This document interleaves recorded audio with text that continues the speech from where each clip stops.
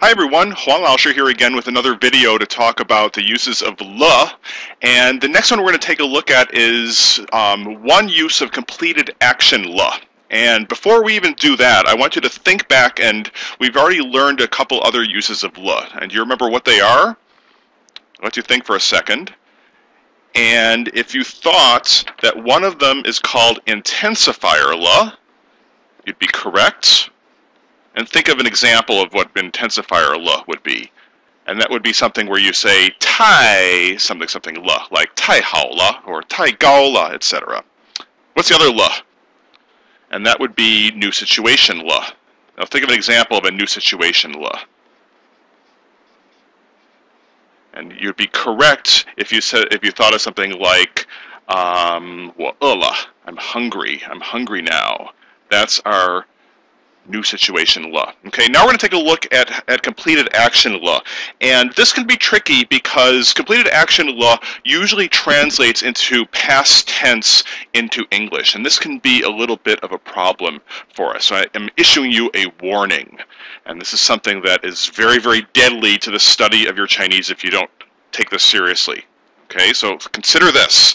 Completed action le is not the same as past tense in English. Very often we'll use past tense to translate it, but they're still different things.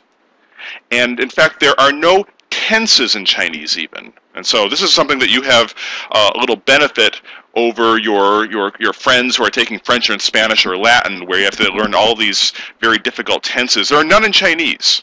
So we're just using le to mark whether an action is completed or not. And then we also have to remember too that le has these other uses like intensifier le or new situation le, and you have to figure out where you want to use the le in different ways. Okay, that will come later. We're just going to take a look at a few basic uses of sentence le as completed action le. Take a look at this sentence. This is something that we learned in Chinese 1, or you may have learned earlier on in middle school as a greeting. When you ask someone, 你吃饭了吗? Okay, what does that mean first? And you're correct if you said, have you eaten yet? And that's just whoops, I'm going to erase that. Have you eaten yet? And you'll remember this is just a common greeting that's showing that you have concern for someone. Okay, let's take a look first. Now, here's our le. I'm going to call this le sentence le because it comes at the end of the sentence. And you're going to say, well, wait a minute. There's something else here. It's not at the very end of the sentence because we have a ma here. Well, the ma will always come after everything because this is a question. But if you look at the possible responses, if someone asks you, 你吃饭了吗? And you have indeed eaten, what would you respond? And you would respond something like this. 吃了. Yes. 我已经吃饭了. I've already eaten. Okay? And here again, the le is at the end of the sentence in the statement form. Okay, well, what do you do if you say you haven't eaten yet? And you may know how to say this already. I haven't yet. And in this case, you would say, 还没, not yet. 我没有吃饭呢. I haven't eaten yet. And because this is a negative completed action sentence, there's no le here. You only use the le in the positive form, which is up above here. And this one will have the le. But in this case, we're using the word may or mayo as the negative completed action. And note that this comes before the verb. In this case, the verb is 吃. Okay? And then even if you're just saying no, you can just simply say mayo by itself. And in case you're wondering, this word ne at the end is that same ne that we use when we say 你好吗? And you say, oh, 我好, 你呢? What about you? That follow-up question. Here it has a different meaning. This meaning here has a sense of yet. I haven't eaten yet. Okay?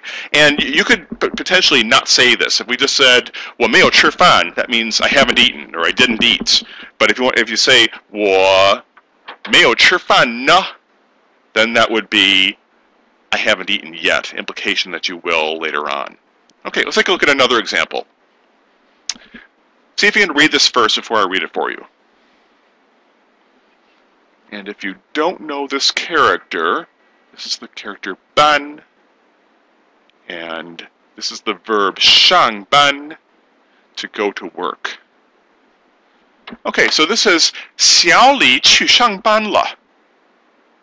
Now what does that mean?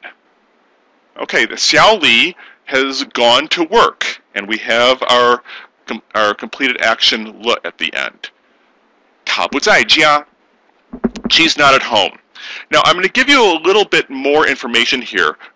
This le at the end not only shows completed action, but more often than not, it's also going to imply something that I call relevance to now, or just simply relevance to now.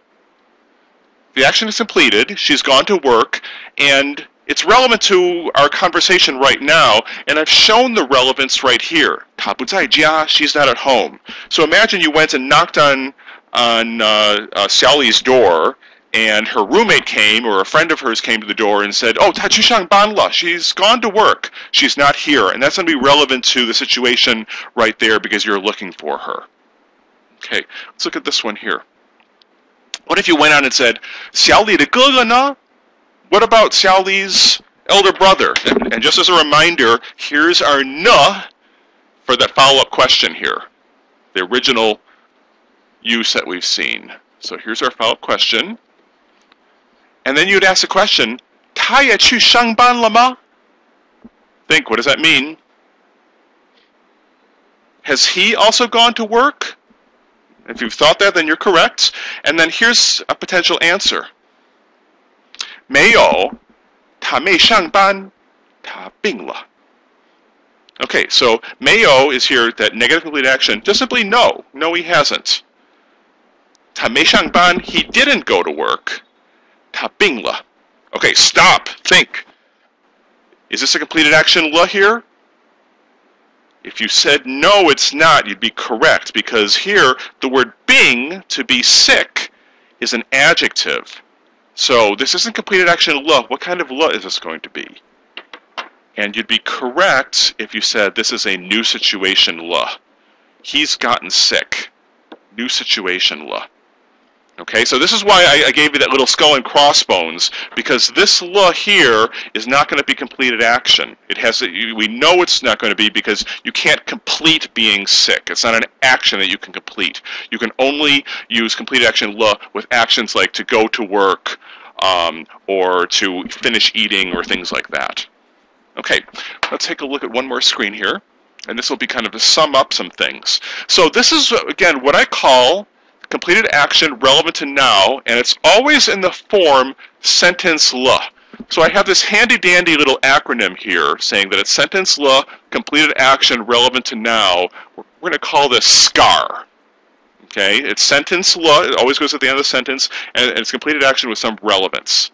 The basic form is this. Le comes at the end of the sentence, possibly a ma following that if it's a question. For example, 我吃饭了. I've eaten.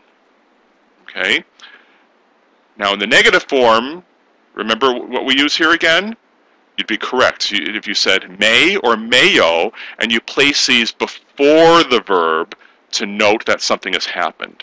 And then this is important because this is a mistake that lots of students make. You may not have le at the end of the sentence in the negative form, because le is the positive form, and mayo or may is the negative form. You can't have both at the same time. You either have done or you haven't done something.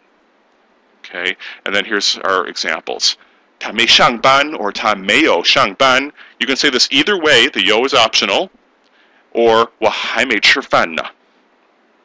So this is the end of this first part video. You have a little assignment to do on forming sentences with sentence le, completed action relevant to now, or the negative version. So try doing that, and when you're ready, or when one of your teachers says so, you can go on to the next video with this.